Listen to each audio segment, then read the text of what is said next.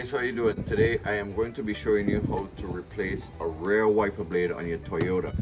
I'm not sure if this goes for other like Japanese cars, but I know for specifically that Toyotas, this car is a Toyota blade, a JDM car. So I'm just going to show you guys how you replace the rear wiper blade. This also works on US cars as well. So you see here we have the rear wiper blade. This is an original blade, by the way. Come with the plastic covers on them. I'll always recommend to get the original ones.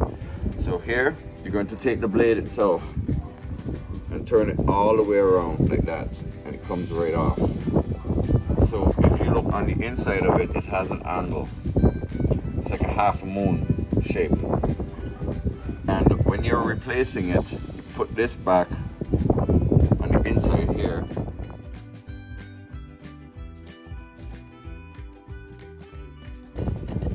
Put it up in there like that. Inside, make sure it goes up into the half moon section and click over, and it's back on. That's it. Off. Back in there. On. That's it. Smooth and easy. All right.